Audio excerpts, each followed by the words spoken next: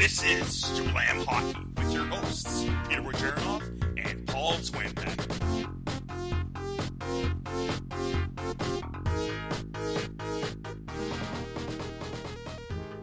Welcome to Jablam Hockey. I'm your host, Peter Bojarinoff. You can find me on Twitter at Russian98, and I'm with Paul Zwambag. You can find me on Twitter at Zwambag, Zwambag. How's it going, everybody? Peter, what's up? Paul asked me, how are the Leafs doing tonight? A lot of things have been on my mind. A lot of things. Whatever, I'm trying to sort it out, and I totally blanked, and I forgot the Leafs played tonight. But they won. 3 wins in 4 games. Boom, the kids are looking good, the future looks good, and Paul gives me the usual answer. When's the parade? They're going to win the cup. Yeah, when's the parade? Oh my God. You know what? Paul, I'm going to start knocking everybody out with that stupid retort. Does everybody have to say this? It's so funny, because it's like it's the go-to thing that everybody says about the Toronto Maple Leafs, and when is it going to end? Or is it ever going to end? Like, oh my God. And why doesn't it happen with any other team? Is what I don't get. Well, the Leafs have been, obviously again, haven't made the playoffs like 10 of the last 11 years, and again, haven't won the cup since '67. We know, and again, there's a lot of Maple Leaf fans, so it's easy to poke the bear. So annoying. All right. Anyways, the kids do look good, and another good win against a team fighting for a good playoff spot, trying to win the Atlantic Division in the Lightning. Hey, it's a pretty big win. But let's get into the show. First off, everybody, check out the website. It looks great, jablamhockey.com. We've got everything there. In this episode, I'll be talking about the Maple Leafs in this era and their worst 5 trades, what I think they are. I'm going to be blogging that. That's going to be on there this week. Check it out. We got all the episodes, all the Team ISOs that we've done so far. They're all on there. Also, please resubscribe. Paul, what's going on with that? All right, so there's a lot of technical jargon, but we have swapped from Podomatic. We're no longer on Podomatic. We won't be streaming on Podomatic any longer. We're now on our own, jablamhockey.com. We had to resend in our information to iTunes, so you have to resubscribe if you subscribed before March 1st. So if you know anybody that was subscribed before and they're wondering, where's Jablam Hockey, why aren't they making any more episodes? It's because your feed is old. It's no longer going to update. You can see that it stopped updating after, I think, episode 26, 25. Yeah. If you aren't getting them, you need to resubscribe, and it'll automatically download in iTunes. Or if you stream, you can't stream at Podomatic anymore. You can stream at our website, jablamhockey.com. Perfect. Thank you, Paul, for breaking that out to us. I was like, what's going on? Where is everybody? Why isn't anybody looking at our shows? And then I look, I'm like, Paul looks at it, like, mine says unsubscribe. Then I look at mine. Mine does as well. What? Yeah, so it's going to show that it looks like you're subscribed, but you have to delete the whole podcast in your iTunes and and go find us again in the store and resubscribe. It's a pain in the butt, but might as well do it now rather than a year from now.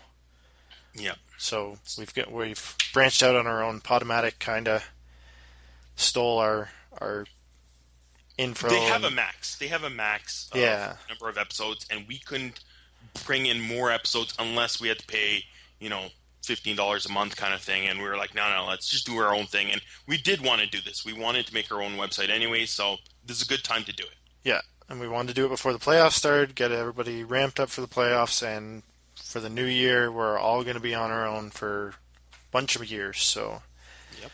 So check us out on jablamhockey.com. Yes. And also, when you get a chance, if you can, rate and review us. That also helps, and we can do that right on iTunes. What do we have in this episode? Like I said, I'll be talking to you about the 5 worst Maple Leaf trades in this awful era. We've got some injuries, and then we had a poll out there. We put it on Twitter. Not that many people voted, but we did get some votes.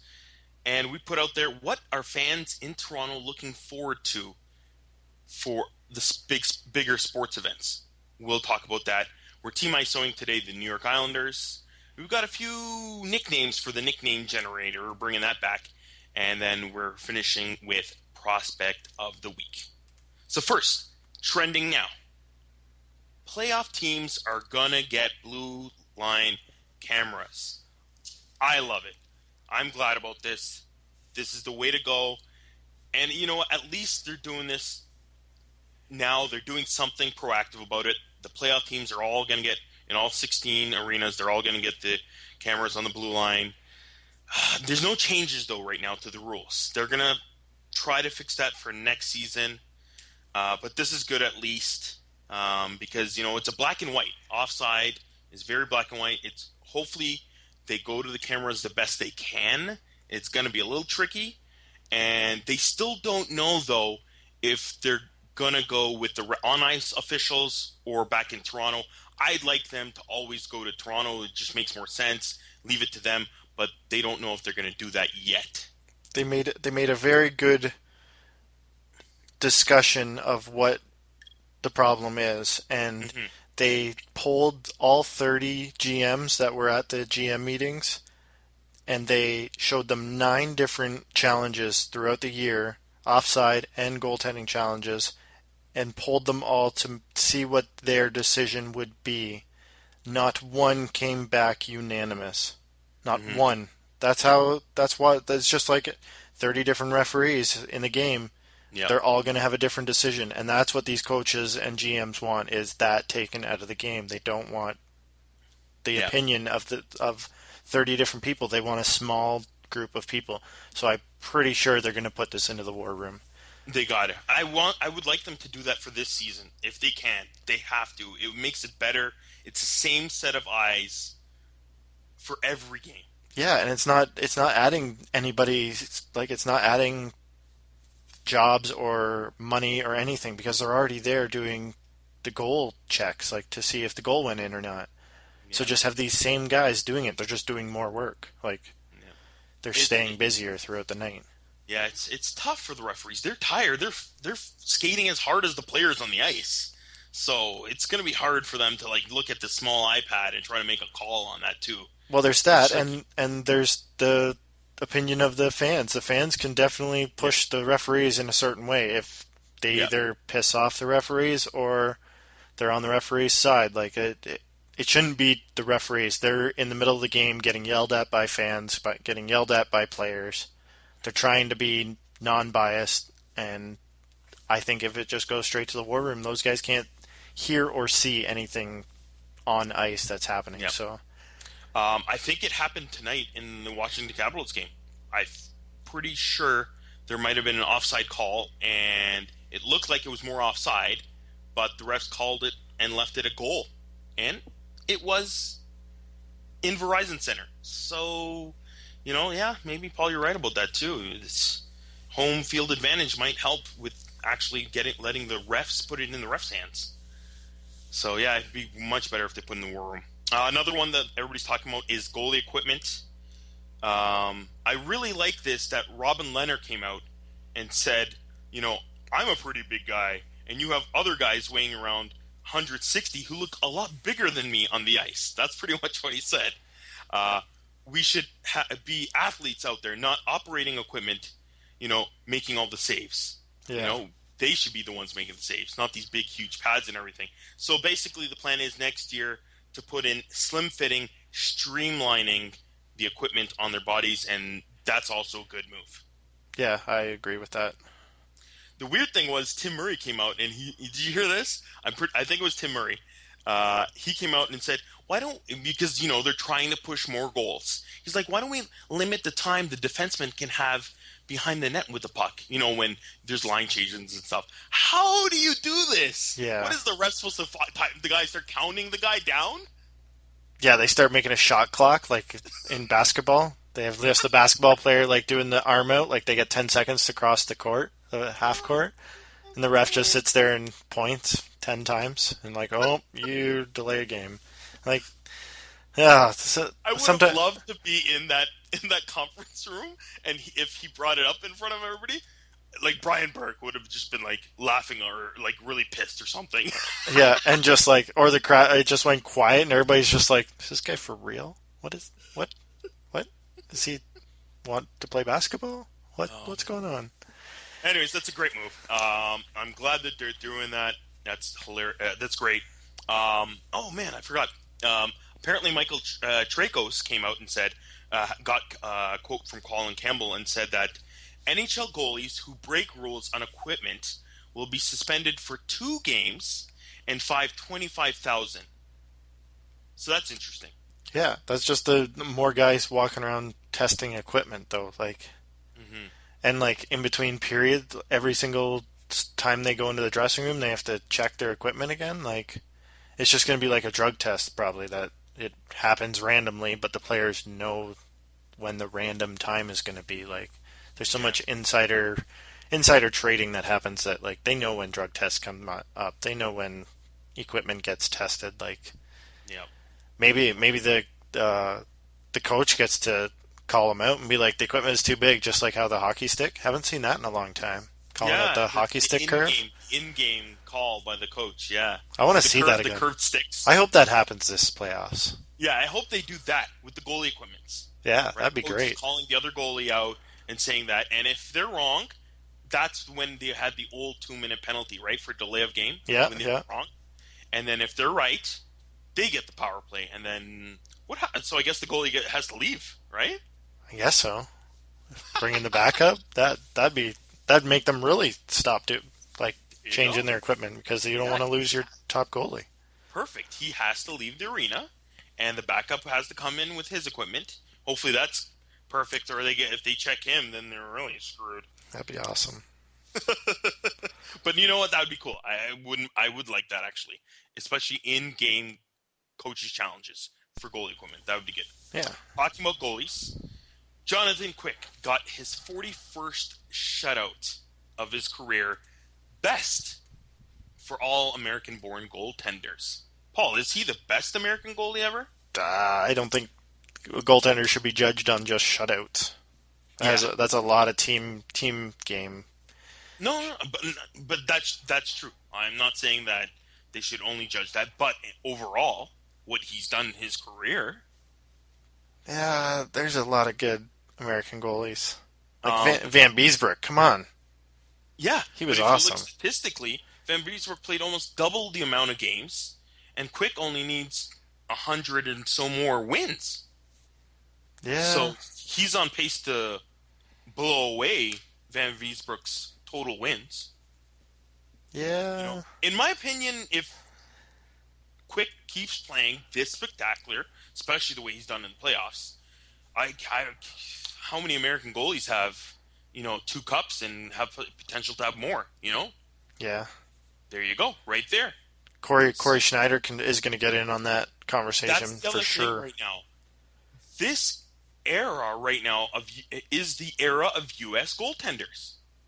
Remember back in the day, we'd have all these Quebec goaltenders in the league and everything taking over and stuff. Yeah, Right now, it's the American goaltender. We got Corey Schneider, we got Ben Bishop, Jonathan Quick, we got the up and coming. We have John Gibson, Hellebuyck, and we still have Ryan Miller, who's great. And hopefully Jimmy Howard, maybe he's been replaced by Mrazek, but he's still a pretty good goalie. So a lot of good American goalies, and there's more coming. Greg Anderson is another one. Yeah, He's been around for a while. Yeah, they've they've definitely put their time into developing goalies in the American yeah, a lot of young goalies Development are in the League. league, like Condon, Kincaid, Sparks, Staylock, and stuff. They're still there. So even Darling on Chicago, you like him. So there's a lot of good American goalies. This is the era of the U.S. goaltender. That's what it looks like. So who's number one? Who would you put number one if I said who's the best American goalie? I still have to go with Quick. Right now, it's Quick. Corey Schneider could catch him, but he is a fairly bit younger, so he could catch him. And you know what? By the end of it's so early to say Gibson or Hellebuyck could be. We don't know. They're still very young in their careers, but they could be good as well. And then there's Bishop. And I'm still not a huge fan of Ben Bishop, but he's done a pretty good job the last few years for Tampa. Yeah, there's a lot of old like Mike Richter. Oh man, he was awesome. He was phenomenal for the Americans, especially in the World Cup of Hockey that one year. Oh, I just despised him in that series. Yeah. So he was very clutch, especially the year when the Rangers won the cup as well. So he's had a few really good seasons, and he's a great goaltender as well. The Uh, Richter scale. Tom Barrasso. I'm just looking at the American goalies, and there's just, Yeah, yeah. oh man. There's some good ones. There's Yeah. some good ones. Yeah. But I still feel that this is the era right now of the U.S. goaltender. All right, Paul. What happened with Penguins? They re-signed some young guys, eh? Yeah, a lot of their depth guys, the AHL guys we talked about last week, came up and they're making good strides. Brian Rust, right winger, a lot of wingers they're signing because they got depth up the middle with Crosby, Malkin, Bonino. So Brian Rust, 2 years at 1.8 million. That's a pretty good price tag for a number 9, 8, 9 forward. Tom Kuhnhackl, 2 years, 1.25, and Scott Wilson, 2 years for 1.25. So they got their depth wingers lined up. These guys are on 1 year contracts. These are going to be 1 year contracts. So Yeah. Penn's management is showing that these guys are going to be in the lineup in the next 2 years. So yeah, we might have the one of the best bottom six that we've had since 08, 09 Stanley Cup runs, final runs. Hmm. Like we had Stahl, Cook, Kennedy. That was a dynamite third line, probably best third line in the league at that time. Hmm. But our bottom six are getting really strong compared to last year. Like we shipped out Craig Adams and like Tanner Glass was there for a while, and yeah, these kids are fast. They want to compete. They're playing really well, and they can fit up into a winger spot on the top two lines if need be. Who do you think out of these young kids, and they're kind of underrated just because they are not high-end picks or whatever, but who do you think fits the best on the top two-line role? Top two line role, I think Sheary. Out of these three guys, I would Hmm. say Rust probably has the best chance. Okay. But really, I don't think they'll move up. They got like Connor Sheary playing pretty well. He's been playing on the Crosby line every once in a while. Yeah. Um, Daniel Sprong is going to be fitting in a 1 or 2 spot next year, so I don't think Nice. these kids are going to get a chance after this year to be up in the first two lines. But Well, at least they're getting some experience. yeah, and they're depth guys. Like 900,000 for a third line guy is pretty awesome. So, Hmm. and we have to save money. The Pens are Locked cap, in with some and they're cap goals. heavy at the top end, so Yeah. they need to get some bargains. So these guys are Well, definitely those bargains. and the cap's going to go up. So, Yeah. all right, I'll get into it. Uh, the 5 worst Maple Leafs trades in this era that I believe. First, I'm going to go with an honorable mention. The beginning that kind of started it was an aging Owen Nolan is traded to the Leafs from San Jose, and they trade to the Sharks Brad Boyes, Alan McCauley, and a first-round pick, and ended up being Mark Stewart. Big trade, and Nolan ended up not helping the Leafs at all that playoff year, and he played the next season, and he was all right, but again, they weren't a really good playoff team then. But that first year, he was abysmal in the playoffs. And Brad Boy's the first round pick, and McCauley was doing well for the Leafs. It was just a bad trade. But top 5, number 5. At the time, it didn't look good, but I was a huge fan of Anton Strawman. He was traded to the Flames with Colin Stewart and a 7th round pick for just Wayne Primo, a grinder that was okay on the third line, and a 2nd round pick, which is weird because the Leafs retraded it. They retraded that 2nd round pick in another trade, and that ended up being Brandon Saad. So, anyways, Oh man. yeah, really weird what happened. And Anton Strawman ended up playing a couple years Calgary and here and there, and then he just blossomed on the Rangers, especially that year in the playoffs. And now he's a top pairing on defenseman for the Lightning. He's doing a great job, and I saw it. You could tell he was one of those Swedish smooth skating defensemen, and just not flashy looking, but that's all he was, and he just kept on getting better and better. Now he's a great defenseman. Number 4 I got here is the Bolin trade. The reason why I didn't like this, and again, I didn't like it that day when it happened, was they got a guy who was going to be UFA at the end of the next year. So you brought in Boland. He's a great player, and he played fantastic for the Leafs for about a month and a half, and then got injured and barely played for the rest of the season. He came back near the end, and he was totally out of it.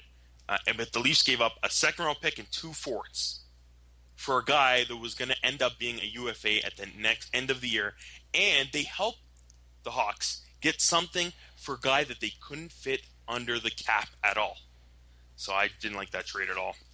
Number 3, the Toskala trade in 2007. They acquired Vesa Toskala and Mark Bell from the Sharks again, and they traded a 7th-round pick, ended up being Aaron Plushai, a 4th-round pick, ended up being Craig Smith, and a 1st-round pick, the conditional pick, they ended up winning as well, and that ended up getting traded to Montreal, and they drafted... ended up being traded to St. Louis, right? And it was Lars Eller, and then they traded Lars Eller to Montreal, right, with the goalie trade. Yeah. So that was crazy, just because you're giving away some really good picks, and they ended up being some pretty good players. For Vesa Toskala, who's considered one of the worst Leaf goalies of all time. Yeah, and that's when they were desperate for any kind of backstopping goalie. They were... Yep. Trying to shore up the team is made a lot of errors, and trying to semi-rebuild has been the biggest errors the Leafs have been making, Yeah. and especially when they made the second worst trade, Andrew Raycroft in 06, acquiring him for their top goaltender in Tuukka Rask. Tuukka Rask, who's been nominated for the Vezina, a stellar goaltender for years already for the Bruins, was traded for the Rookie of the Year winning goaltender, Andrew Raycroft, and that was awful because Raycroft, as a Leaf, was okay for the first season and then just slowly disappeared and faded away. Yeah, but getting a guy coming off of a rookie year goaltender, that, like, Steve Mason did it, and the next year he faded off and got traded pretty much a year after he won the Rookie of the Year. So yeah, the goalies fall off after their rookie year. They get into that many games. So maybe that happened with Andrew Raycroft, but yeah, he fell fast. There's a lot of goalies that have some really amazing first years, like a Jim Carey. Remember Jim Carey? He was amazing that one year. And they just disappear quickly. Yeah, another American goalie. Yep. So, and of course, the number 1 is Brian Burke coming in and trying to make a splash and trying to cut in the rebuild by acquiring Phil Kessel from the Bruins for a 1st-round pick, a 2nd-round pick, and the next year's 1st-round pick. Why does this bother me so much? There's so many reasons. Number 1 is Brian Burke expecting this team to already be a contender with acquiring Komisarek and Beauchemin. Both bad contracts, both players that just somehow never worked on the Leafs. But when they got Kessel, the things that bother me the most are he thought it was a contending team, so they acquired him. Yeah. Number 1, Bruins, again, just like Boland, couldn't afford to keep Kessel. They were strapped and put into a position. The Leafs came out. Brian Burke kind of helped the Bruins by giving them something. What he gave them a way too much. The next part 2 is he could have made an offer to Phil Kessel. And if Kessel and his agent accepted the offer, Bruins would have had an opportunity to say, we will go with this deal. But they couldn't because there's no way they could keep Kessel on contract because they were already tight to the cap. So instead of doing that trade, that contract offer, the Leafs would have had to give a 1st, a 2nd round, and 3rd. But Brian Burke already had an issue with making those offers because he was mad with Kevin Lowe and stealing, I think it was Vanek at the time. Oh, was it Vanek or was it? I thought it was Anaheim and Edmonton. Yes, that's right. Vanek was the other one. Yeah, it was Dustin Penner was who it was. It was Penner. Yeah. That is correct. It was Dustin Penner, and he made a stand at that moment, and he didn't want to go back on that, being the Maple Leafs GM. Yeah. So instead, he gave 2 first-round picks and a second instead of a first, second, and third by doing that. He couldn't bite the bullet with his ego. And then because the Leafs were not a contender, those picks ended up being a second overall pick, and that ended up being Tyler Seguin, Jared Knight, and again the Leafs weren't very good the next year, and the ninth overall was Dougie Hamilton. Huge blunder of a trade. Yeah, and at the time, being outside looking in, I thought Phil Kessel was going to be pretty decent in Toronto, but they didn't surround him with enough talent, which is awful to say for your top scoring player, but some guys just can't carry a team, and you're even seeing Kessel now in Pittsburgh. He's not able to carry the second line with Malkin out, and he's just not a guy that can carry a roster on his own. And Yep. Brian Burke was going all in with Kessel running a team, and it just didn't work out. It wasn't a great move because, like I said, they weren't a contender, and I don't know why, but he actually thought they were going to be. That's the first fault right there. And again, putting that much faith into a guy like Phil Kessel, I don't mind Phil Kessel. He's a great player, Yeah. but he's just a scorer. Let him do what he needs to do. Don't put that much on top of a player. Like when they required Phaneuf, you already throw the captaincy on him. You're telling him to play 26 minutes a game. No, these guys aren't ready for those roles. Yeah. Kessel wasn't ready to accept the face of the longest organization in NHL history. Yeah, and with the media and like how he reacts with the media, like it was just not a good. It wasn't a good fit at all. They shouldn't have put him as the face of the franchise at that time, just because he would be looked at the media. The media wanted to talk to him every day, and he's not comfortable in front of the camera. Like he's just not a guy that talks to the mic well. So yeah, just a lot of mistakes, and I think they're not being able to find a pivot down the middle has driven them up the wall so long that a guy up the middle is very hard to find in this league in free agency. Yeah. They don't come by very easily, and if you don't draft one, and they thought Nazem Kadri was going to be that, and Kadri he's not ready for that kind of. No. He might be a fine to second line forward, but at best. Yeah. So all right. Well, you know what? Like I said, I've got more, and I'm going to put more of them, as well as what I said last week. Is this lineup the worst of Leafs history? That and these trades will all be posted to jablamhockey.com in my weekly blog. Nice.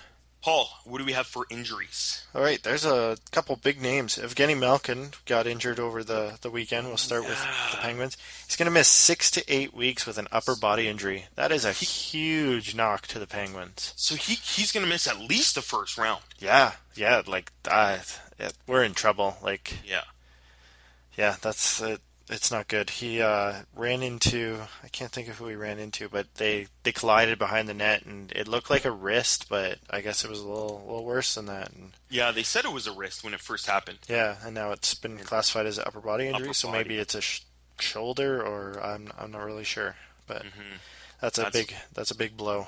That's not good.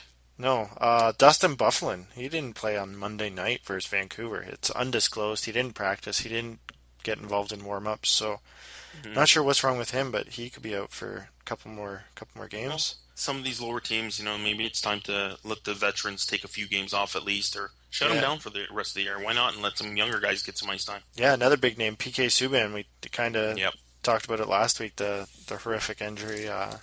He's going to miss at least 2 more games, so Tuesday he missed, and 1 more, and that's at least those games, so there's not really a set timetable, so we'll see how he feels by the end of the week. Patrick Sharp was supposed to return Tuesday, but he ended up not playing, so not really sure when he's going to be back. Yep. Dallas is not doing too well lately, so they need their guys back, especially on the back end, right, Paul? Yeah. Jason Demers with a shoulder injury, he's out, so that's gonna hurt their back end. John Klingberg's been out for I think 3 or 4 games, and Jordy Ben's been out a couple games, so they're just depleted. Thankfully, they picked up Chris Russell, who can at least be an NHL defenseman. So they Yeah. called up Steven Johns too. He's going to be Yeah. a pretty decent player. So Wow. it's nice to see these young guys come in. But for the playoff push, you do not want these young kids playing. So Yeah. Nicholas Cronwall, he's out at least 1 to 3 weeks with a knee sprain. That's not good for Detroit's playoff push. Yeah, he's been up in and out all season mostly. Yeah, so So it's not good. UC Jokinen, he was on like a 10-game point streak, and he didn't play on Tuesday. Undisclosed injury. They didn't say what it was, but he's been playing pretty well this year too. yeah, he's been that depth guy that has been keeping Florida scoring from the second line, third line. He's been playing. So a couple returning guys. Ryan O'Reilly, he's supposed to return Wednesday night. He's been out for 4 weeks. He was a full participant in Monday's practice, so that's good to see. That'll help Buffalo not really do much, but maybe pull out of the basement a little bit. Rick Nash finally returned. Wow, finally. That's good news for Jeez. the Rangers. It's like January 11th, I think, was his last game. Played two. It'll be cool to see him with Stahl and see if they play on the same line, see what they can do. They do play on the same line with Nice. Oscar Lindberg, I believe. So Ooh, interesting. yeah, Lindbergh was on fire earlier in the year too. yeah, and Kevin Hayes got the benching. They played Pittsburgh on Sunday, so I got to watch that whole game. And yeah, it's crazy to see Nash and Stahl play together. Third line, but it's crazy. Those two guys are huge They're dudes. pretty dominant, especially when they play on the ice together. Yeah. Yeah, so he's got no points since his return. There's 2 games he's played, so Rick Nash has finally returned, but not doing anything. Ryan Nugent-Hopkins, first time the Oilers have had Draisaitl, McDavid, and RNH all in the lineup together. So they're looking pretty solid up the middle. Finally, they got those 3 kids playing together. So It'll be interesting. Jacob Voracek, he's close to returning. He practiced with the Flyers. He didn't play on Tuesday night, but he got a little round of applause when he returned to practice with his Flyers teammates. So that was pretty. Wait. What'd you call him? Jacob? Yeah, I thought he's Jakob. Jakob Voracek. Sorry. No, it's okay. It's okay. It just annoys me sometimes when even teammates and stuff in North America when they call guys like Marty and stuff, and even for French Canadians like Martin Brodeur, and they call him Marty, and then they call Jacob, Jakob Voracek. They're calling him all Jacob. It's just sometimes it bothers me. But go ahead. Well, sorry. He is Jacob to me. Jakob Voracek is practicing, like I said. Mikhail Grabowski is finally back in the Islanders lineup. Yes. Even they put him on the wing, so I don't know what's going to go, what they're doing. So we'll see. Yeah, those are the injuries I got for you, Peter. Perfect. Hopefully some of them heal faster, especially Malkin. That's a huge hit, so we'll see what happens with the Pens in the first round. Yeah. Ouch. All right. We put a poll out there, and we wanted to know what are fans looking forward to in Toronto for their sporting events. The top 3 choices were number 1, the Blue Jays home opener, number 2, the Raptors playoff run, and number 3, the Maple Leafs entry draft pick, because this year potentially they could win the draft and pick first overall. On the poll, it was 70% the Maple Leafs draft pick. We had a few that picked the Blue Jays. I think one person maybe picked the Raptors, I think. But yes, and again, I hashtagged it to all the leagues, so it wasn't just because of our show. People are picking the NHL option, but a lot of people picked Maple Leafs. Paul, out of the 3, what are your 1, 2, 3s? I picked the first round draft pick just because it'll be crazy in Toronto to have a first round, and if that lottery is going to be insane to even watch because it's going to be so overblown because all the Canadian teams are going to be involved. Yes, the bottom 4, or you could say top 4 to win the lottery are all Canadian, right? Yeah, so that's going to be crazy. Absurd. And then I would say the Blue Jays, just because I'm a Blue Jays fan, and the Raptors, I don't know the last time I watched a Raptors game, so yeah, I'm they're kind at of the in the bottom. same boat with you. Number 1, at the bottom I have is the Raptors, because I'm not a huge Raptors fan, only because I grew up before the Raptors, so I'm kind of more of a Celtics fan. But again, I haven't seen the Raptors go deep in the playoffs. but I will be excited if they can at least win one round. If they can win one round, I'll be a bigger fan than I usually am for the Raptors. I had number two, the baseball, just because baseball season is so long and there's so many games. Yeah. I'm not expecting the home opener to be great, especially because guys, and they're great, Encarnacion and Batista, especially Encarnacion, they take a while to heat up. He's not very good, especially in the first month or so. And again, now Encarnacion apparently is a bit delayed because he tweaked something, so he won't be even ready to play much of the camp as well. But seeing Marcus Stroman, hopefully he gets the home. Oh yeah. Hopefully he gets the home opener. Maybe not the season opener. I think they start on the road, so I think they'll. But I'm really looking forward to Sanchez. I hope Sanchez can fill out the rotation because I still see a lot more of Sanchez other than being a pretty decent setup man. Yeah. So it'll be a good season. But again, my number one pick, in my opinion, it can't be better than this. Leafs having a chance to win the first overall pick. When's the last time that happened? It only happened once. In 1985, the Leafs picked Wendell Clark. How big is that? Just that. I still think Matthews could be better than Clark, in my opinion. Oh, yeah. But wow, Wendell Clark is considered, especially to the younger generation, not the people that grew up in the 50s and even before, but to this generation, he's the best captain. You know, that they loved watching him. Sundin was more of that silent captain. He did really well on the ice, but Clark was that physical captain that hit, that scored goals. He was so energetic and so fun to watch, and he was their first round pick that year.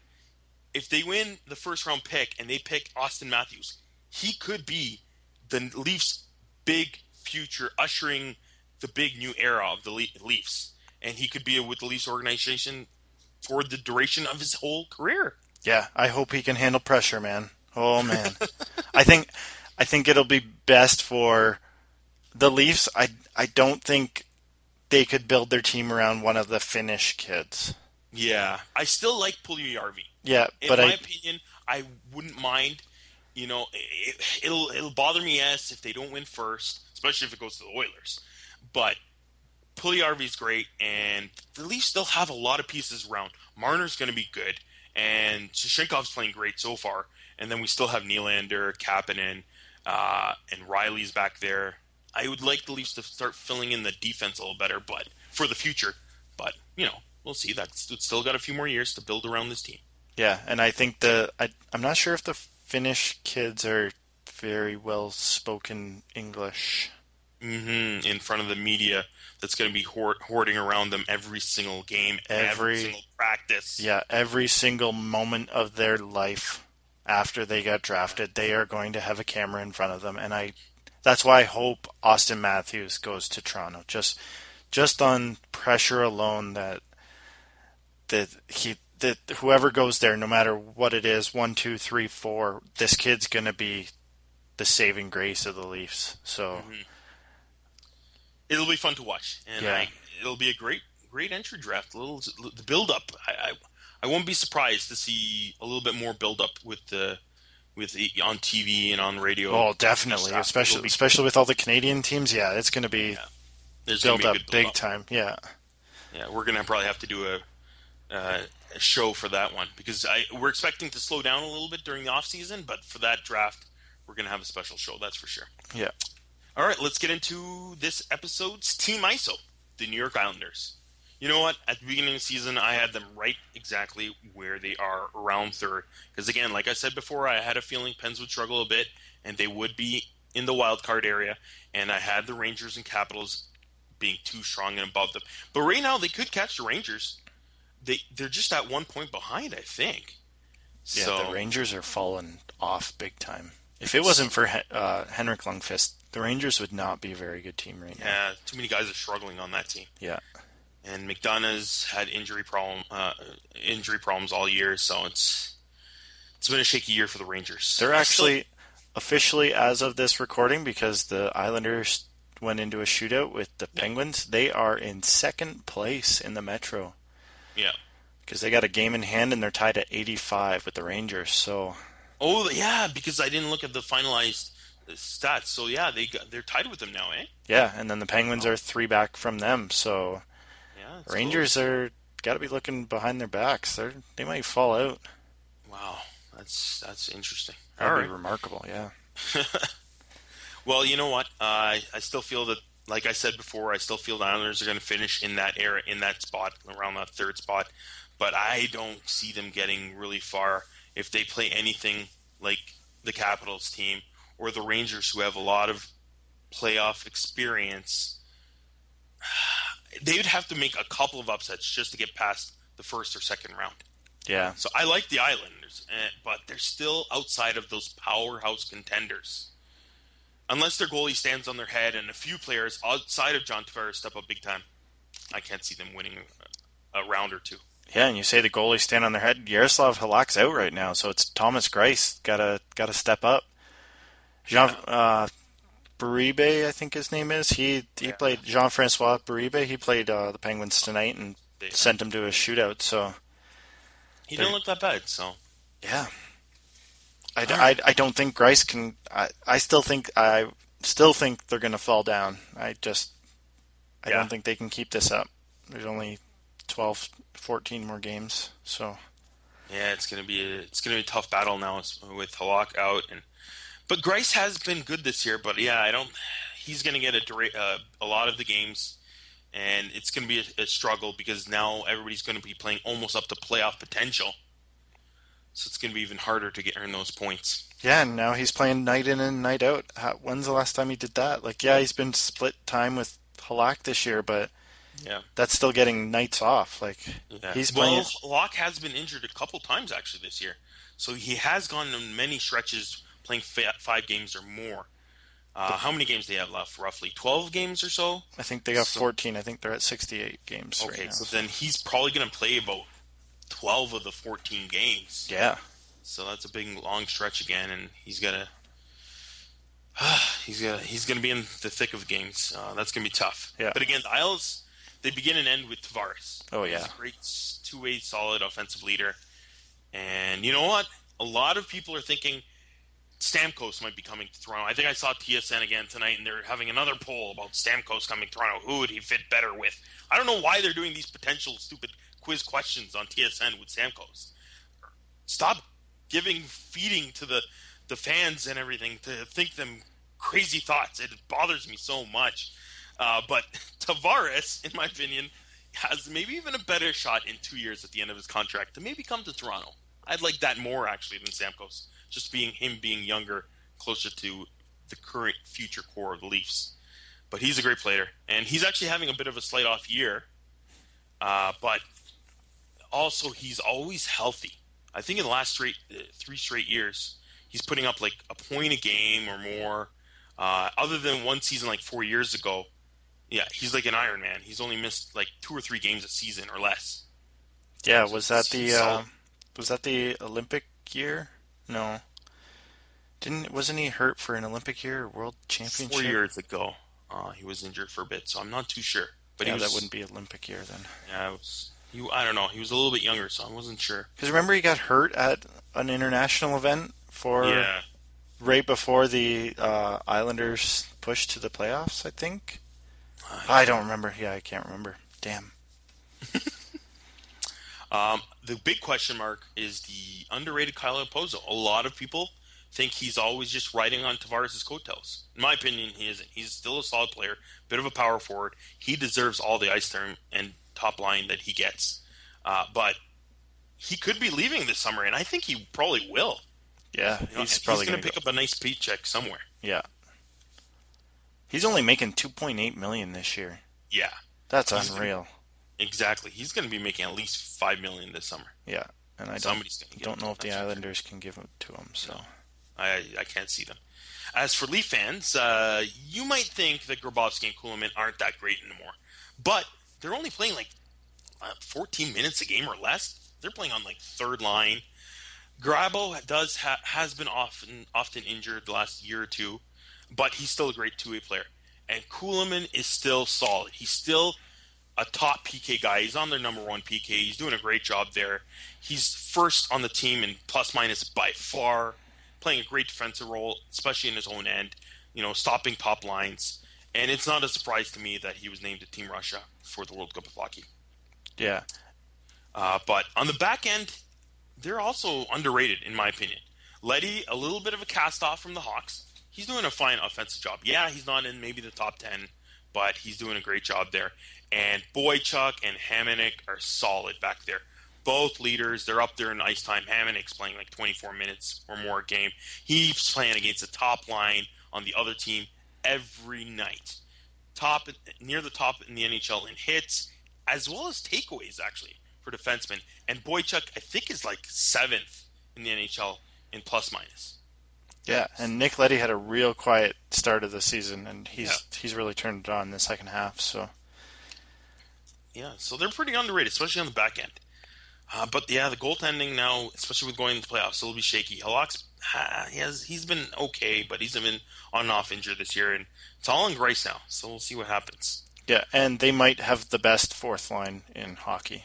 Yeah, They play defensively. They are relied upon to play defensive minutes.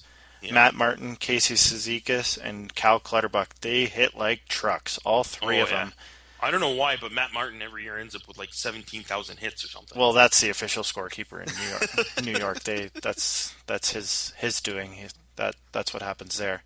It'll be interesting to see the Brooklyn Center, or whatever the arena's called, how loud it gets in the playoffs. The fans aren't Barclays really. Center. Yeah, the Barclays Center. It's really not that close to the ice, so. Yeah, it's really weird, and the whole one side is like empty. Yeah, and they got the spot for the car, the front row. That good thing Yeah. the car can see the game. That's always good. I always feel like sometimes when I'm watching the game, I'm like, is this a European game right now? What's going on right here? Is this the Spengler Cup? Well, yeah, and I think they built it like that because they saw like the Europeans, and they are really loud, the Europeans, when they start cheering for their teams, but they're diehard fans. They're not selling corporate seats. They're not selling suits to suits. I think they built it more for basketball though, and then the NHL thing came in after, and that's why they set it up kind of like that because the seating won't fit properly for regular NHL seating. Yeah. So it'll be interesting to see what that arena's like in the playoffs. So yeah. So the Isles have a few studs in prospects coming. The top four, I think, is obviously Michael Delcole, Matthew Barzal, Joshua Hosang, and Ryan Pulock. In my opinion, all of them should be top talent. Maybe depending on how much of a team player Hosang will be. Josh, he has had problems and issues with being a team player in the past, but he's so naturally gifted hockey player. A great article is right on Sportsnet. It's Josh Hosang versus the world. Go online, check that out. It's a great article. You know what? He does talk a big game, but he does usually back it up. It's kind of weird because he kind of feels like he's always being picked on. Maybe it's the case, but the way he is, it's a bit hard to tell. But he likes to tell it like he sees it. And you know what? In my opinion, sometimes he just needs to bear down, walk past it, move on, and focus on the game. We'll see what the future holds with him because he is exciting to watch. yeah, the guy I really like to enjoy watching, and he's going to probably go in deep to the OHL stand playoffs. Yep. Michael Delcole for the Kingston Frontenacs. Mm-hmm. This kid's got talent. He's 79 points in 59 games this year. He got traded from Oshawa to Kingston. Since he's been with Kingston, he's been over a point per game. He's got 54 points in 29 games with Kingston. Wow. He had 25 and 30 for Oshawa, so he's really helped out the Frontenacs, and they clinched the top OHL spot. So yeah, he's really good. Like, he can protect the puck. He's got great reach. He's just a versatile player who can really control the game. Yeah, Matthew Barzal is another kid that he's sneaky good. Like, he can shoot a puck like unbelievably. So he'll be fun to watch come into the NHL. And Brian Pulock from the back end, he's going to be a solid defenseman. Yeah, he's already played a couple games, and he didn't look that out of place in my opinion. Yeah. So, but he's an offensive guy. So we'll see. Usually, offensive guys take a little bit more time, and I think you're going to have to expect that from Pollock. I don't know if he's going to jump right in or be even a eating up a lot of minutes even next year. Might take a couple of years, especially to see if his offense come out. So, but he does have a great quick shot, and he's good at stepping into the play. So, Yeah, Shane we'll see. Prince will be interesting to watch. He was involved in that trade with Ottawa at the deadline. Yep, yep. He's a second round pick, 61st overall in 2011, so he's a little bit older than the rest of these guys, but they put him right on the first line and then immediately dropped him off the first line. Like, I don't know what the point of that was. Like, Yeah, that was weird. were He was they? playing with Tavares, right? And then it was like, okay, and it was kind of doing okay, and then Well, they ran off. he only got like a period and a half with him, and like Oh yeah, yeah, just one. Yeah, wow. and then just out of nowhere they dropped him off, and it's like you expect this kid to do well the first period of playing with Tavares. Like, I'm sure there's a Hmm. learning curve there. Like, the kid was playing in Binghamton, so Yeah. to come right into the NHL, put him with one of the best players in the league, and say, "Oh, you only get a period with him. Sorry, bud. There goes your confidence out the door." So, not really sure what the point of that was, but hopefully it doesn't ruin the kid. Yeah.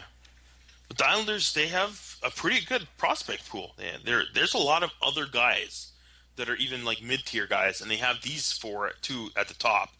So they have a good team that even a few years down the road, they'll look like they're still going to be a pretty good team. Yeah, and they haven't rushed anybody really since they really rushed Josh Bailey. They Hmm. brought him into the league way too quickly. So I think they Yeah. learned from their mistake, and they're training guys in Bridgeport. So Yeah. it's good for the Hopefully, organization. hopefully one or two of these guys can step into the role a little quicker and maybe put up a lot of points for them, and then maybe they can take the next step to the into a top contender. I don't know. I hope so. That'd be cool to see. Yeah. So, all right, cool. What do we got next, Paul? Let's play the nickname generator game. What do you got for me? All right. So we kind of know already what this guy's nickname is, but Hmm. he's got a different nickname to his teammates. Oh yeah. Mark Edward Vlasic. I'm pretty Ah, sure it's come up before. And yes. I like to call him, and a lot of guys like to call him Pickles yes. because Vlasic Pickles is a big pickle brand, and everybody's seen pickles, especially in North America. So, So his name still is reference to Vlasic Pickles, but yep. it's not Pickles that his teammates and fellow teammates call him. Hmm. Can you come up with it? It's still related to Vlasic Pickles. Hmm. I don't know. Is it like sour or something, or? So do you know what the mascot is for the Vlasic Pickles? Oh, it's the it's like a bird or something. The stork. Stork. And Oh, yes. I think yeah, I heard of that nickname once or twice in a blue moon. Yeah. yeah, so he's the stork.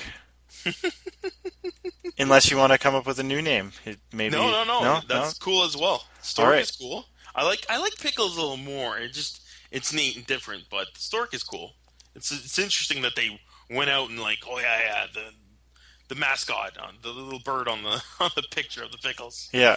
So So, they took it one further than just calling them pickles because of Vlasic Pickles. They went one further and went with the stork. So we're going to stay on the same topic. This guy needs a new nickname.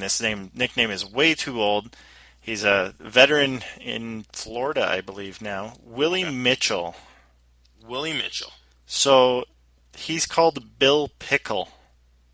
Bill Pickle. Why is he called Bill Pickle? So he's called Bill Pickle because when he was in Minnesota, Andrew Burnett called him Bill, short form for William, which Yeah. is William Mitchell.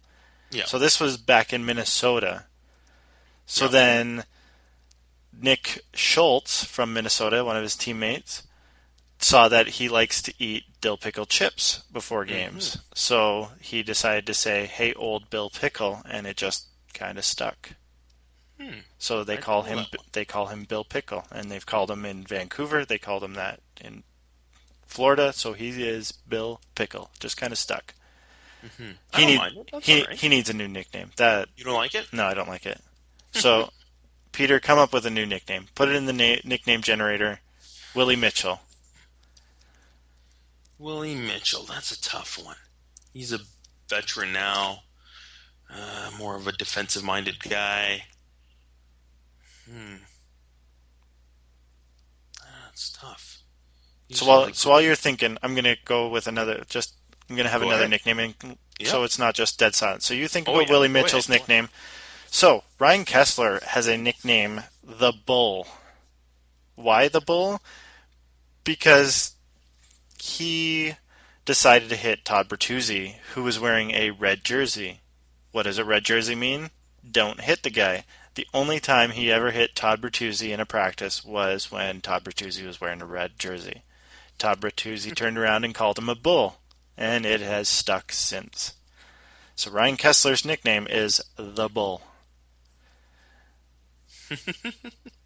Pretty good. That's That's a pretty pretty good. good one. Yeah, That's pretty good. because of the story behind it, that's pretty solid. Because Yeah, and that makes you sense. can't just go and nickname yourself. Yeah. Oh yeah. I can go on. But we were even talking about before, I'm kind of a little annoyed that like William Nylander just gave him his own nickname, Snizzbone. I don't know the reference. Obviously, there's got to be a reference, and that's what he calls himself on Twitter as well. But I mean, you can't nickname yourself. No, that That just makes no sense. Your teammates got to give you a nickname for you. Your friends. I've got weird nicknames. Gino B. Pete because I like, you know, techno music in university. Sneaky Pete because when I was younger and I was playing, I was a really short guy and I would score random goals just by coming down the wing and flying in, kind of thing. Those nicknames make sense. Baseball has some great nicknames. Back in the day, they nickname guys, and it was hilarious because, and there's been some in the NHL with being called fat and so on and so forth. But there's so many good guys like the Gerbil, the Gerbil. Sorry, the Gerbil. Don Zimmer was called the Gerbil because he looked like a gerbil. You know, there's Don Mosey. They nicknamed him Ears because he had Dumbo ears. Ernie Lombardi, the Schnoz because he had a huge nose. see that just wouldn't Just fly anymore. That's what's upsetting. yeah, they wouldn't make sense anymore. At least there's guys like Mark Ruchinsky right now, and everybody has problems saying his name, so they gave him the nickname Scrabble. That one's great. Yeah, that's pretty good. So that's pretty good. But hey, it does suck a little bit that you can't nickname guys like you know big fat bum anymore, kind of thing. Yeah, yeah. Oh man. All Yeah, right, well, Willie Mitchell. You got a nickname? Willie Mitchell. You know what? I'm drawing a blank on this one because I can't remember any big instance in his career that I would call out and say something big about him. That's the thing.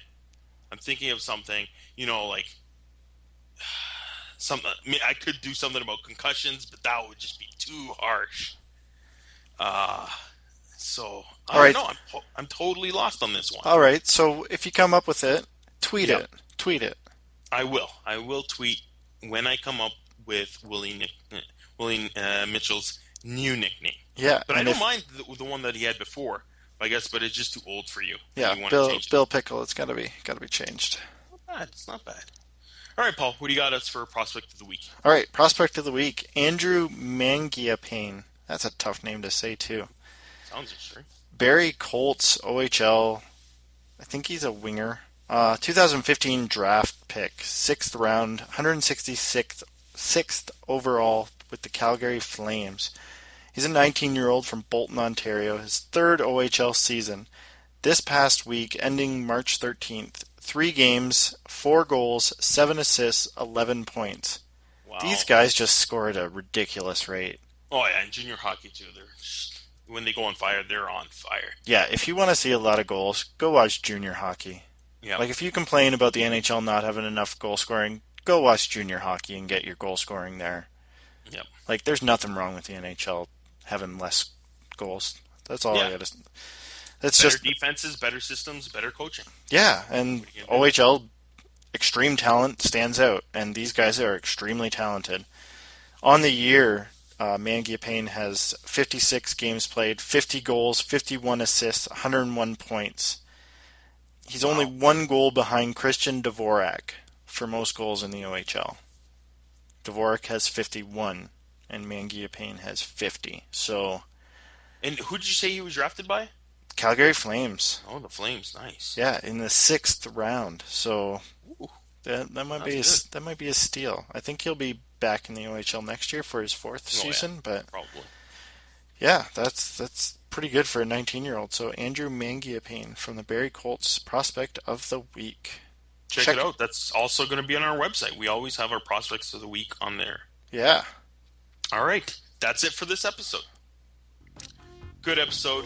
But next episode, we'll be introducing our new segment, Compare. We're going to be battling it out, me versus Paul, comparing two players. As well, we got the Team ISO. Next week's Team ISO for the next episode is the National Predators. Paul will give you some new fantasy up and down picks. And we also have Saturday's picks for this coming Saturday. So check that out and see you next time. Bye.